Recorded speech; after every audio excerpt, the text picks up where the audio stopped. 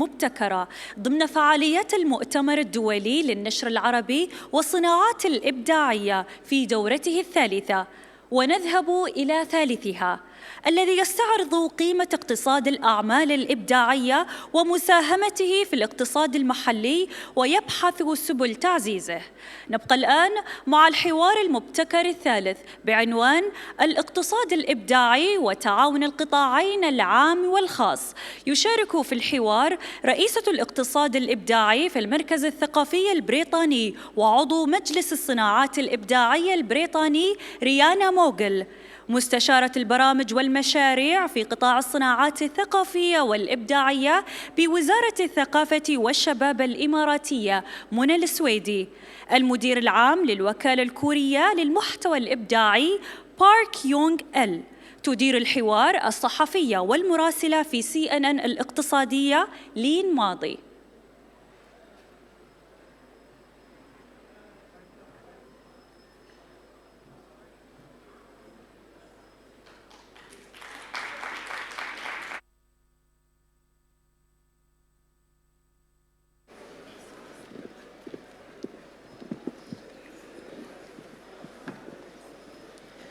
Good afternoon, everyone, and good afternoon, my fellow panelists. This panel is going to be conducted in English because we have people here from international background.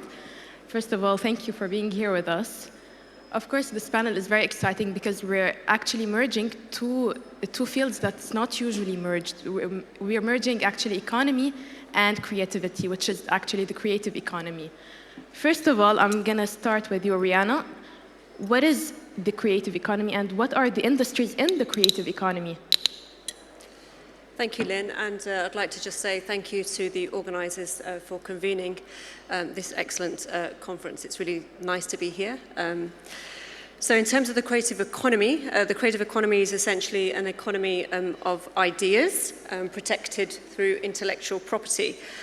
For us in the United Kingdom, there are several elements that make up the creative industries, and that includes advertising, marketing, architecture, crafts, design, product, graphic and fashion design, film, television production, TV, video, photography, IT, software, publishing, museums, galleries and libraries. But it's not the same for every country around the world. I work with a portfolio of over 40 countries, and some of the countries I visit, they have different industries as part of that.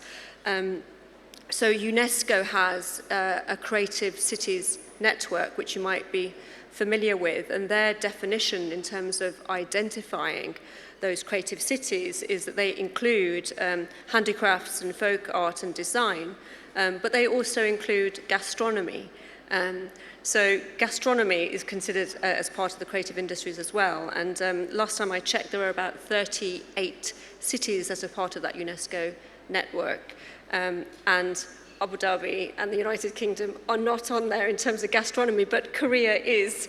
You have a city that's recognized as part of that. So it's very diverse, but ultimately the creative industries and the creative economy is an economy of creative ideas, creative talent that is protected through regulations, namely intellectual property. Now, how does these creative industries contribute to the economy in general? Sorry, could you say that again? How does these creative industries contribute to the economy?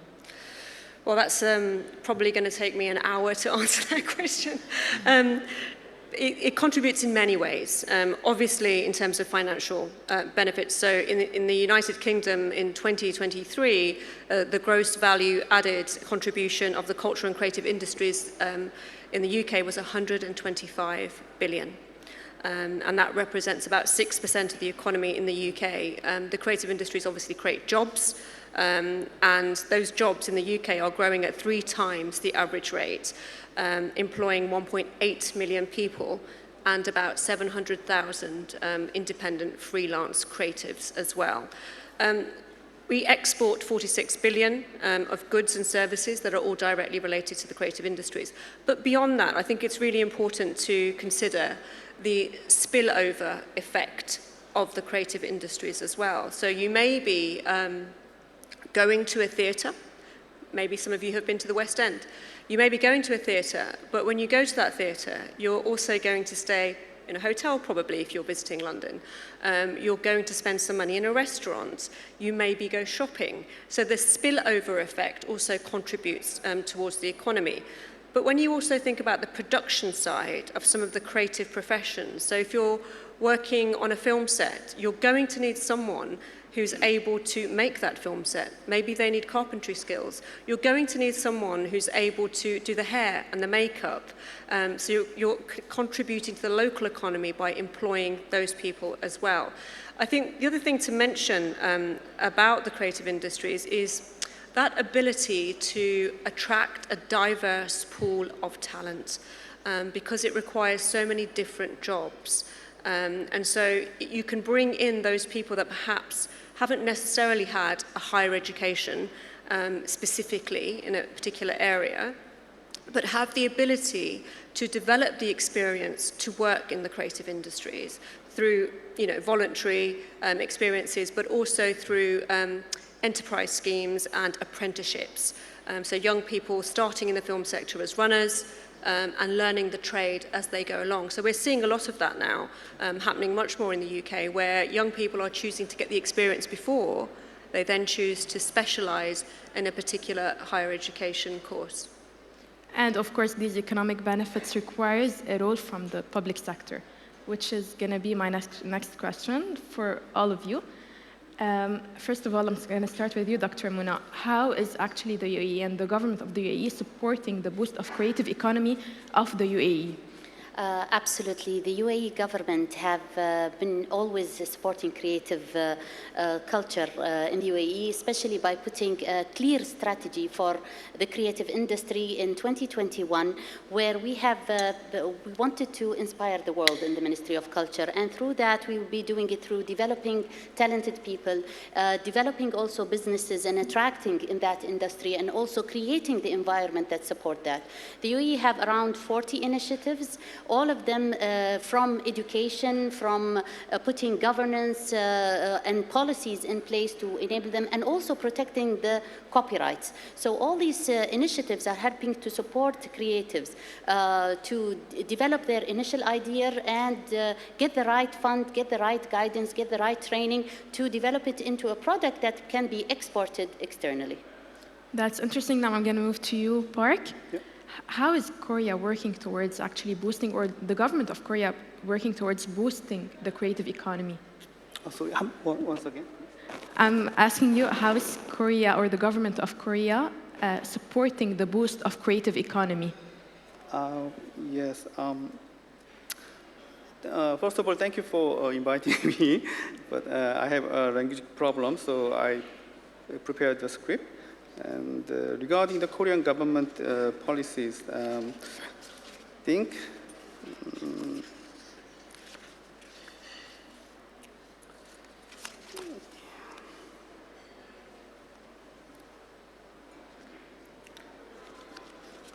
in supporting regarding the expansion of the Korean content, the government concentrate on the couple of important policies, such as there are two important principles.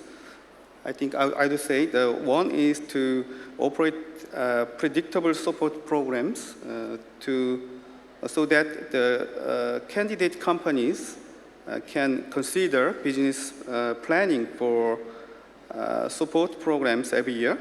And the other one is to select supported companies through open recruitment and competition. This means that only prepared companies can receive government support, which is the most fundamental principles of government market support. So, yeah, because market success stems from the capabilities of prepared companies. I mean the private sector. So that private sector's role in the success of overseas competition can be said to be effort to enhance creative competitiveness. Yeah, the Korean government focus on this kind of policies, and these two are the main principles of Korean government. And we're actually seeing a boom in the creative industry in Korea. Now I'm going to move to you, Rihanna, the same question for the UK. How is the government supporting that? So in terms of the UK, culture in the United Kingdom is devolved, so Scotland, Wales, Northern Ireland, England. But the UK government just last year in June issued and published the Creative Industries Sector Vision.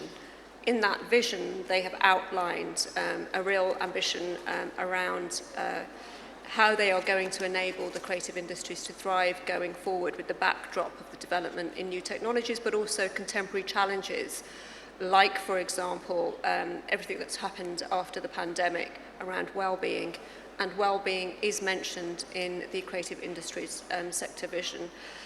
The other thing that our government has done is to establish the Creative Industries Council, of which I am a member. And that's a really important forum because it brings together the people that are actually working in the creative industries around a table with government to be able to put on that table what the issues actually are in the sector, where the opportunities might be, and where the challenges might be, and where the government could help. So that's a direct conversation, and it's led by the sector informing government policy and how things go forward. The other area that we've invested in the UK is the development of a future workforce, developing the talent pipeline. And again, that's another pillar of that strategy, because we all know just how fast everything is changing.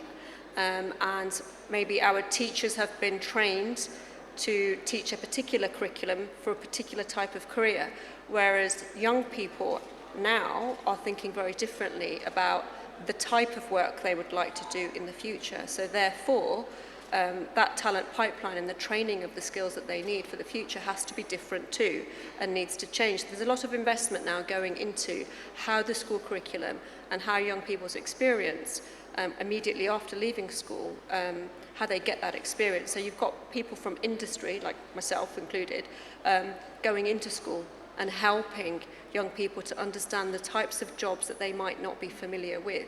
So that's one element, which is obviously education and developing the skills. But other things that the government has done is around really supporting and enabling and encouraging an environment for innovation.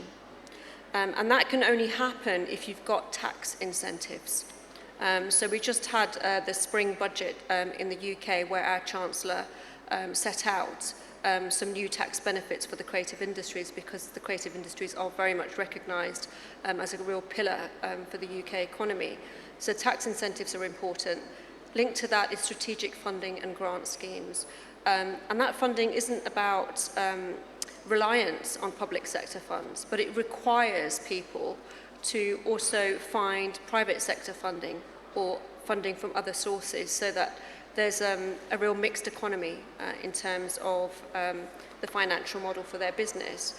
Linked to that is also skills development, investing in more training opportunities for young people immediately after they leave school. And then cultural diplomacy. You're probably familiar with the UK Great campaign. And so the use of our creative talent overseas is also really important. And then the regularity frameworks to encourage fair competition in the sector. Those are just some of the things. Since actually you've mentioned challenges, what are some challenges that governments could face when actually trying to foster this kind of economy? There's a variety of challenges, and I'd say that balancing the economic and cultural objectives, so it's trying to strike that balance between economic growth, but at the same time leaving enough space for that experimental creative edge to emerge as well. So it's a risk that a government has to take in investing in that creative sector to allow enough space for some things to go wrong and not necessarily turn out as intended. But it's important to recognise that as part of the process. I think the other challenge really is around this culture of operating in silos, in sections. This kind of behavior actually starts with school, because you have a music class or a maths class or a science class, but in government you often have a Ministry of Culture, a Ministry for Youth, Labour and Employment, a Ministry for Labour. There's all these different areas that often they don't necessarily collaborate well together. So you do need, when you're thinking about developing the creative industries, you do need the Ministry of Culture to speak to the Ministry of Education, and the Ministry of Education to speak to the Ministry of Employment. So there has to be that appetite to come together. So often it's that thinking in silos and budgets being held in silos that can hinder growth. Dr. Muna, this is actually a fresh sector here in the UAE. Are you actually facing challenges as well? Absolutely. Any country who's taking the risk in developing new industries and diversifying its portfolio definitely would have challenges as any other industry, being open to market, competing with other nations. But what the UAE have done through the years is having this long-term strategy to develop other income from other sources of GDP other than petrol. So cultural tourism, other creative industry.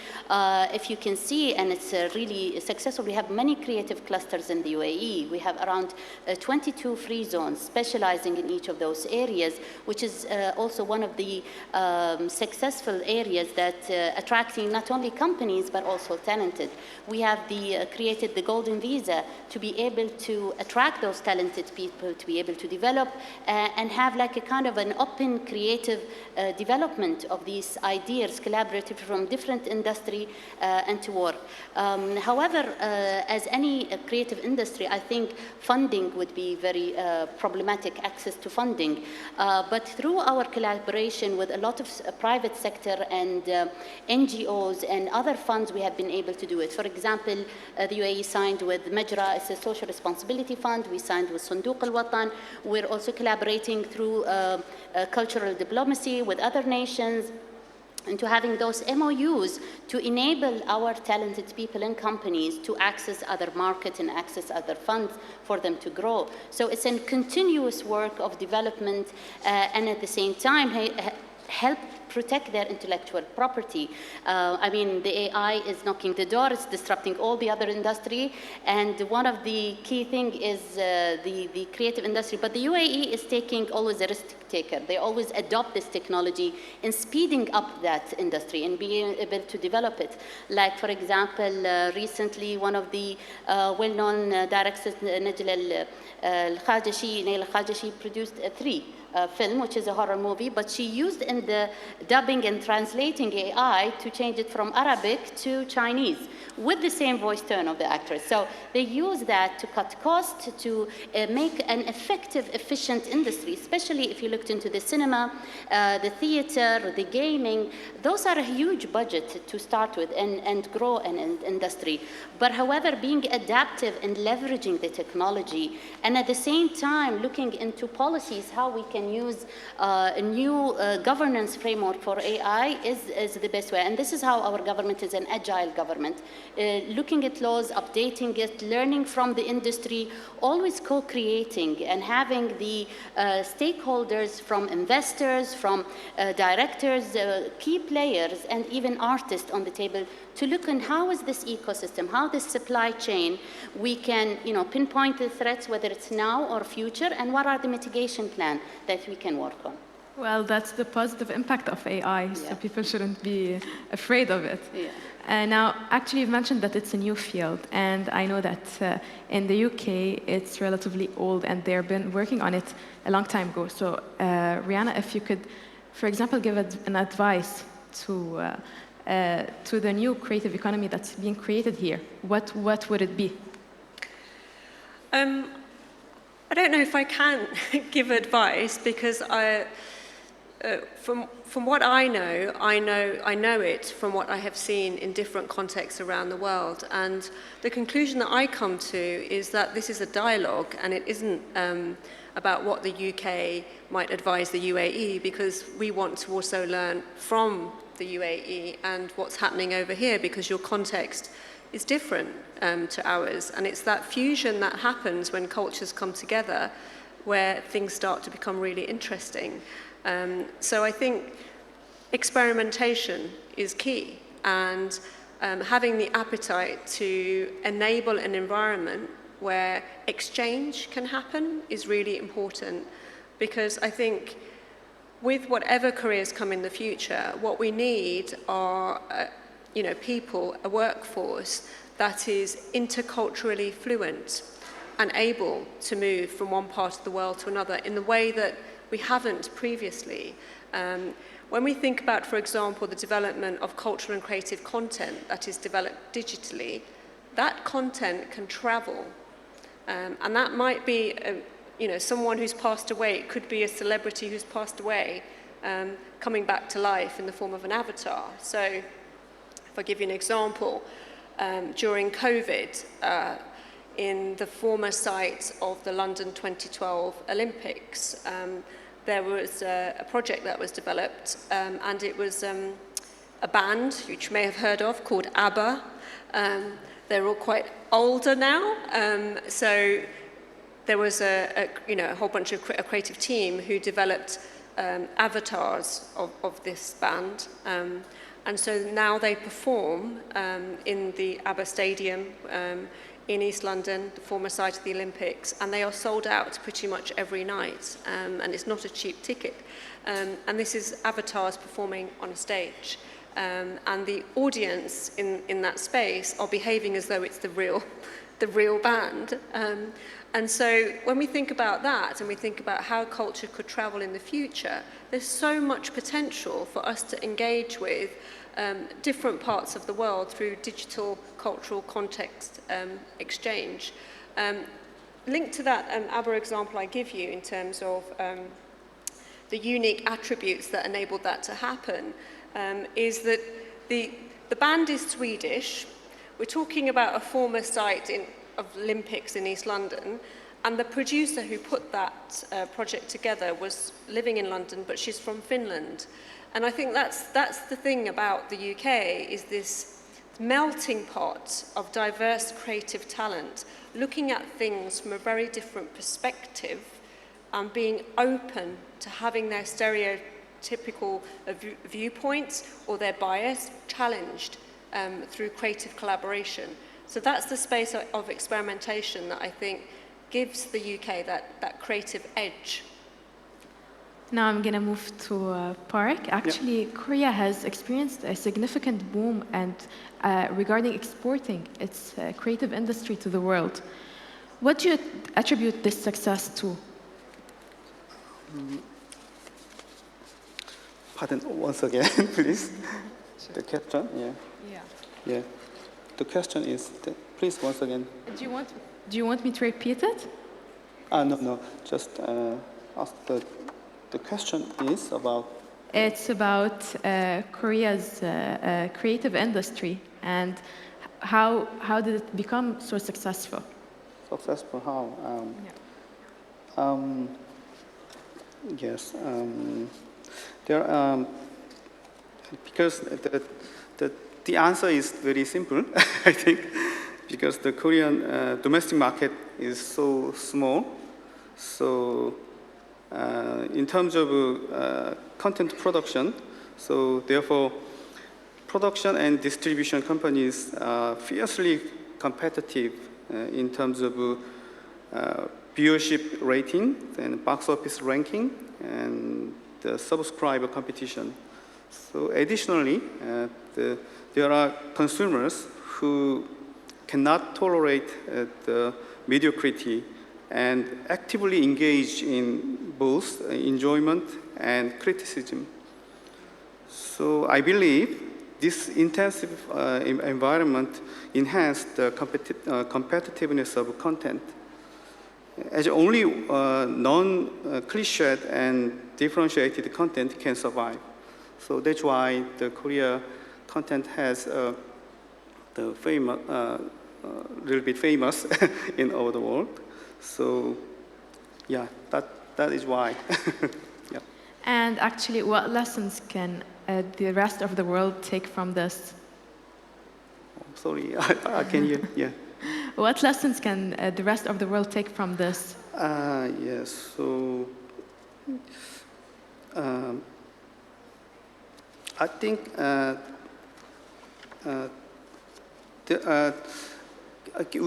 the government keep going on supporting the creative production, supporting production, because the activation of the creative content is the way to survive, and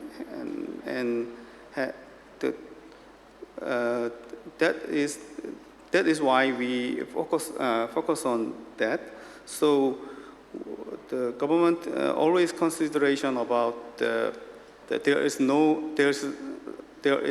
any challenges in private sector. So they listen from the companies in private sectors and surveyed some the challenges, and then they plan the government ways to how to support them. So yeah, that is the simple vision and ways.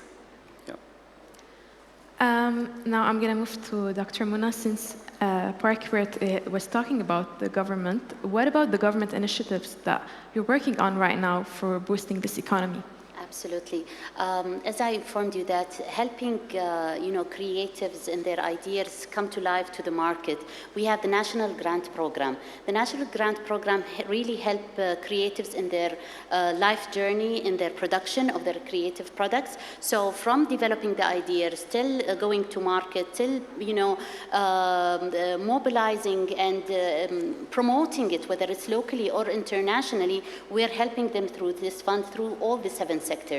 And not only that, but we follow up and ensure that these outputs are expanded through other partnerships. So now we're signing partnerships with Kalimat, we're signing with Vox Cinema, we're signing even with DHL, anything that in the supply chain enable them to grow and reduce the cost that they are facing or problems. We're looking at this as a whole ecosystem. Even from an educational part of it, we had a study with the British Council also regarding what are the gaps in the industry to enable them, compete in the market. And we found that there is still a need for vocational training. We have, as I said before, we have the strategy that we collaborate with the education system and also with the universities. However, the market is so dynamic and changing in a pace that we need for them to adopt quickly through having those experience, residencies, interacting with the market leaders, using the new technology to be able to adopt it. So we are creating those partnerships to enable them to have that exposure and kind of a vocational training that's specialized and that produce the next generation. Who are the next youth, who's the next pop star or band or the next international actress or film that we want to participate in Cannes or other international events. So these are the things that are, yes, we're helping the industry, but we're looking on the pipeline in terms of local creatives, but at the same time, we're connecting them with all the talents we're bringing in the market. And we're looking at all the opportunities of collaboration. This year, we had visited Korea, of course, as a benchmark, and we looked into many companies, such as CJ Company, MBC, and other industry.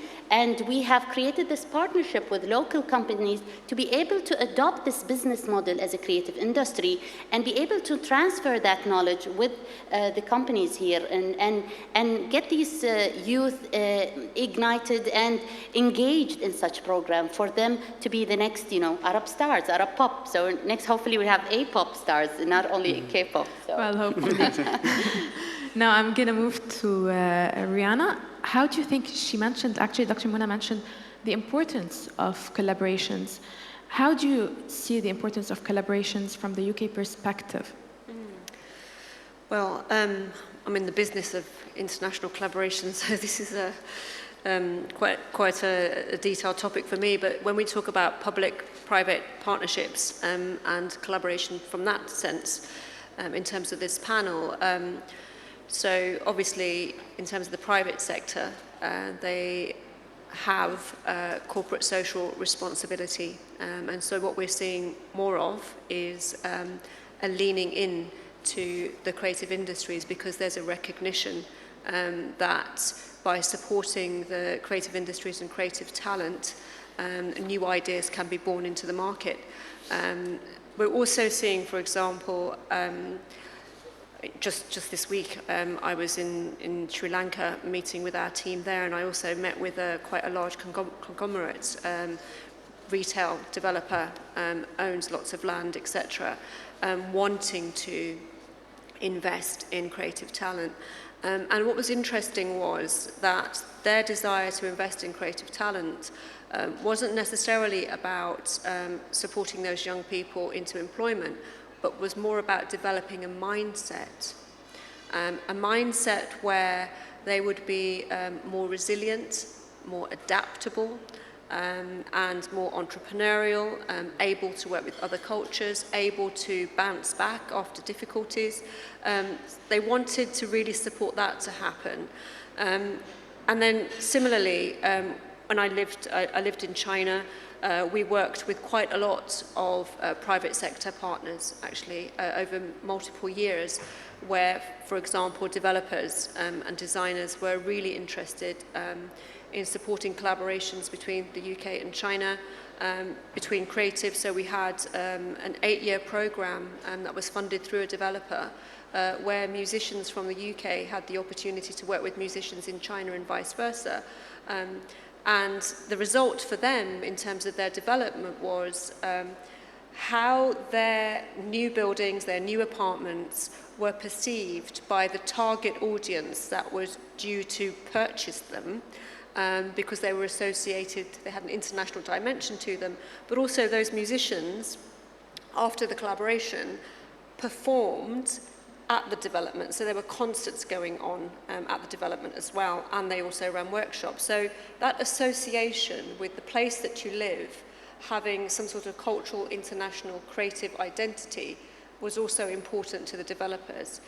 We had similar experiences in the field of craft, where we worked in the south of China on particular heritage traditions like embroidery, and again, getting young fashion designers from the UK, collaborating with young fashion designers in China, working together to produce a whole new line, which was then, they had a fashion show in a development, again, drawing attention to creativity, vibrancy, but also creating a sense of community, and forward-looking sense of community, outward-looking sense of community. So I find that really interesting now that this trend seems to be increasing. And how do you see the Arabic creative economy evolving in that sense in the international scene? Sorry, I didn't hear that. How do you see the creative economy of the Arabic world evolving in that scene, in the international scene, actually? Well, I think we've already heard this morning the lovely example from the chairman about the Sandstorm comics. And I was saying to Dr. Muna earlier that I find that really exciting, that, that there's going to be so much more choice available. And we're already seeing it in the UK. My city is London, and the amount of cultural content I'm seeing available to purchase. We couldn't purchase previously, not that long ago, we couldn't purchase children's books in Arabic, but now we can. We're seeing much more of that available publicly in the libraries as well.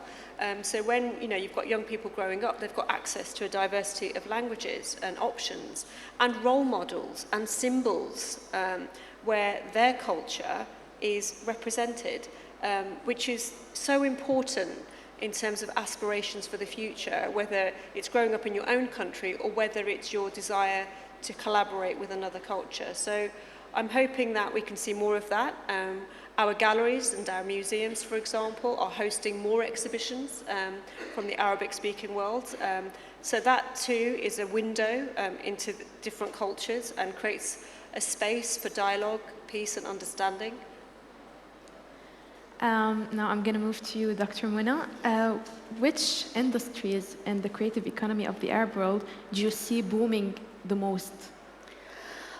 Very tricky questions, but I think one industry can connect them all. I think if we looked into the cinema industry, you would have a writer who would write the scenario, you would have a musician who would write the music, you would have the actors, you would have the choreographer and the design of the backstage. I think if we focus on the cinema industry, it's going to impact all the other industries because you need the writers, and I said all the aspects, but all of them are growing and really a very high pace.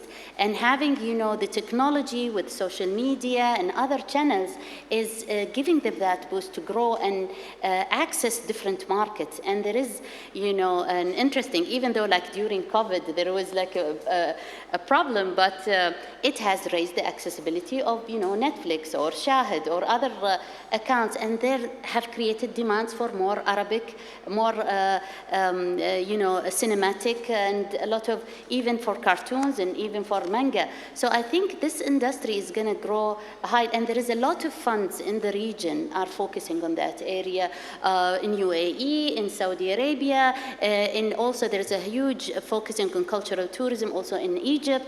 A lot of funds are being focused on this because now you're selling the soft power, now you're selling the commodity of the culture. Now if you go to any country, you want to listen to their story, you want to experience their culture, wear their clothes, you know, buy their arts, buy their handicrafts, and this is where we want to really focus on this. We want to create that demand of, as His Excellency Mr. Park have talked about, you know, the continuous of the production. To be able to tap on these areas, that's what we want, is to create that kind of need, that kind, and build the fan base. We're lucky to have kind of a critique fan. We want also, as we create production and work, to be able to educate the society and have a society who will be able to have a taste of culture, can choose which art of area, can be able to influence the market to be so much competitive and dynamic. And this is, I think, very healthy and will help grow the market. Okay. Now we're going to move to the questions. Okay, so the first question is, how can creative skilled parents who are based in the UAE contribute in the fresh new division of creativity? Are there any of platforms and programs to sign up for? Definitely. I mean, there are so many options here in the UAE, whether you are in schools, there are different schools specialized in that area, there are different universities, whether it's local universities like the American University, the New York University, Sharjah, Emirates, so Zayed University, all of them have these programs. And if you want vocational program for, say, let's say in music in Abu Dhabi, you can have training with Berkeley, you can have all international organization and locals also available here. So you would have different opportunities, and would be happy to get in contact with people and provide this information for them. The second question is, as a photographer, I take around 50K to 100K photos per year. How can I protect my rights? Current procedures doesn't support the modern technology, nor makes any sense in digital age. Who would like to answer this? Well, I mean, is this photographer based in the UAE? It's actually a general question. I don't know where the photographer is from or where he's based at. Okay, because we would have quite strict IP regulation in the UK to protect that photographer's images. Okay, I'm going to move to the third question and last question. As the gig or freelance economy grows, what steps can public-private partnerships take to make sure freelancers in creative fields get paid fairly and get intellectual property protection? For us in UAE, we have a lot of partnership with the private and public partnership. For example, in our Jameel Center, for example, this is the third year, we always work with them on having these open network where we bring students, creatives, and we bring organization that they can collaborate, that they can guide the students in this area, and also can educate them about copyrights and all these elements.